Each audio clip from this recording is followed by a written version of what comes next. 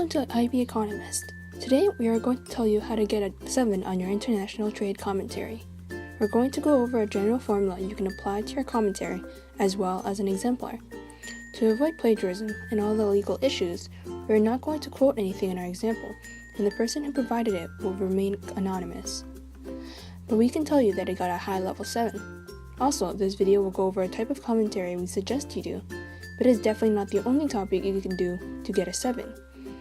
If you're doing a different topic than the one we are going to cover here, you can still watch the video, check out the format, and apply it to your commentary. First thing you gotta do, pick an article. Remember to pick a simple, straightforward article that addresses one issue.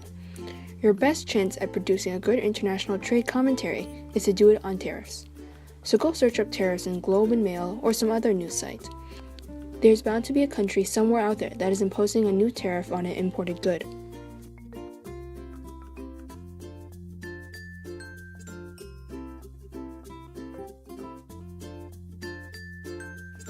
So now you have your article. It's highlighted and everything. You want to sum up your article in the first sentence of your commentary.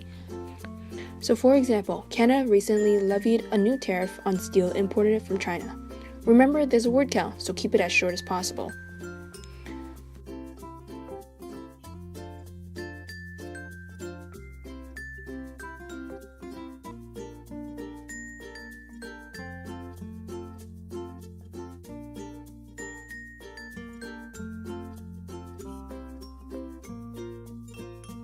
Now, you want to move on to describing the initial situation. So basically, when there was free trade. This is where you want to insert your first graph, which would be an international trade graph.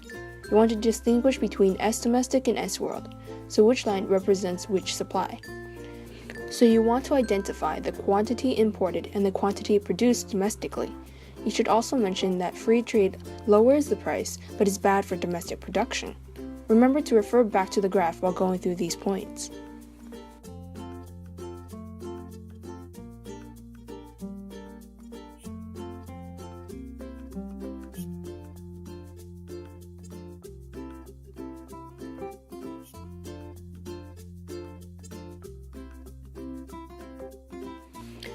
After we've established why the government wants to do it, we want to move on to what happens after the government does impose a tariff. Define what a tariff is, and you can also potentially define what protectionist policies are, if you have enough words. After that, it's time for your second graph, where you would show the shift of S-world after imposing the tariff. If you don't know the graph, or what a tariff does, go check out our international trade crash course video. Great, so now you've got the graph down. It's time to do some analyzing and evaluating. First thing you want to mention is how the tariff increases domestic production, thus making domestic producers a winner under the policy. Also mention that it saves domestic employment. The price will increase, thus consumers lose. The government gains tax revenue, but loses money when it enforces the tariff. A good point you want to make is the surplus is lost and gained. For details of that, check out our international trade video. After investigating that, we can come to the statement that the tariff incurs a net loss of social welfare. Two things to remember while going through this section is to always label your graph clearly and refer back to the section of your graph for each part, and to define the terms on the way, for example, consumer and producer surpluses. After this detailed analysis of the graph, we can move on to evaluating the pros and cons of tariffs. Arguments against tariffs include a decrease in efficiency and a waste of resources. Furthermore, with less competition and less motivation to produce more efficiently, the productivity gap between your domestic firms and international firms will widen. In the case of steel, you can use the forward linkage effect argument, where an increase in the price of steel will lead to an increase of production costs for other products. But this argument really depends on the industry in your article. Arguments for the tariff will vary according to your situation. For example, in our case of tariffs on steel, we can use the protecting domestic employment argument, as steel is a very large industry and imports can severely damage its employment.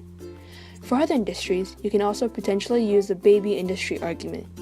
For the arguments for and against tariffs in detail, check out our information on protectionist. Normally, we would have a section for alternate solutions in the end, but in the case of international trade, there are really only two options. free trade or protectionism. So you don't have that much of an alternate solution to turn to here. You could say that the government should impose a lower tariff to balance it out, but I don't know if that is necessary. And finally, the conclusion. You want to take a stand on whether or not the tariff is the best solution and whether or not it will pay off in the long run. Then hand your commentary to a friend to check off, and you're ready to hand it in. And that's how you do an international trade commentary. Thank you for listening. Good luck and survive IB. Bye everyone. See you next time.